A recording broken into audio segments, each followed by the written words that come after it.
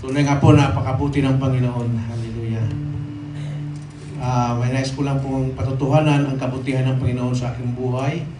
Dahil po, sa aking trabaho po sa offshore, ang amin pong ginagawa ay akyatin po. Doon ko po nakikita ang pabor ng Panginoon. Ang pabor ng Panginoon dahil ang mga kasama ko, mga bata pa sila, bata pa. Ako lang pinakamatanda, 63 years old na po ako. Ngayon po, nakikita nila na magsuot ako ng harness para umakyat sa taas. Sabi nung kasama kong Meksikano, "Oh, hermano, donde está? Saan ka pupunta? Saan ka pupunta? Ba't ka nagsuot ng harness?" Sabi ko, aakyat ako sa taas, tulungan ko yung kasama ko. No. Kami na mga talubata ang aakyat. Doon ko po nakikita ang kabutihan ng Panginoon, ang pabor ng Panginoon.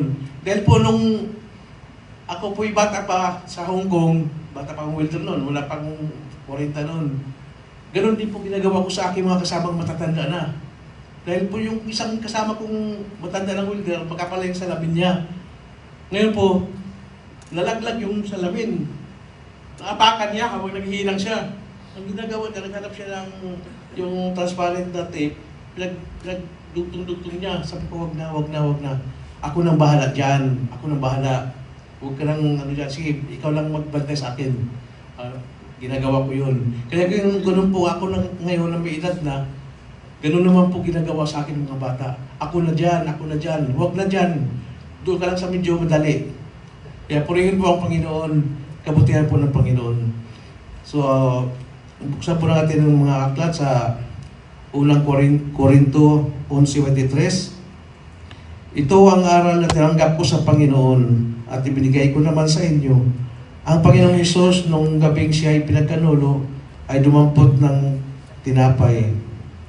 Nagpapasalamat at pinagpirapiraso ito at sinabi, "Ito ang aking katawan na inihandog para sa inyo.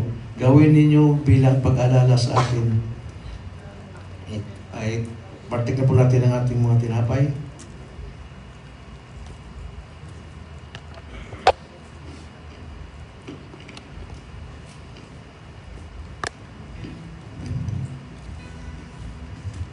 Ihanda po natin ang ating salo.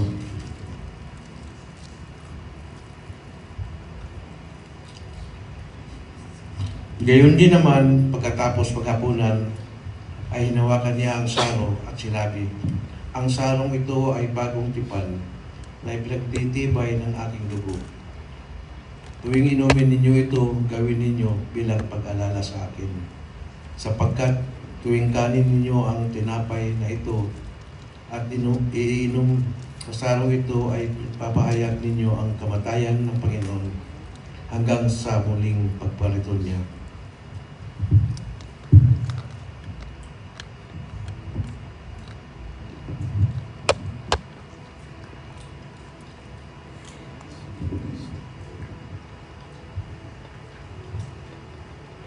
Panginoon, maraming salamat, Panginoon. Tunay nga po, yung katawan, Panginoon, nabayubay sa krus ng Kalbaryo para po sa kagalingan ng aming mga katawan. Panginoon, salamat, Panginoon, sa iyong banal na dugo, Panginoon, na ito, Panginoon, ay patuloy, Panginoon, na pinapatawad mo kami, Panginoon, sa aming mga kasalanan. Nililinis mo kami, Panginoon. Salamat, Ama, na patuloy namin gawin ito, Panginoon, habang sa muli mong pagbabalik, Panginoon. Tunay nga po, Panginoon, na malapit ka nang dumating, Panginoon. Lord, salamat po, Panginoon, ng iyong mga anak, Panginoon. Kasama mo, Panginoon, na isama mo, Panginoon, sa iyong kaharian. Salamat po, Panginoon. Sa iyo ang papuri pa sa salamat. In Jesus' name. Amen. Patuloy po nating sambahin ng ating Panginoon sa pag-alala ng kanyang pag-ibig.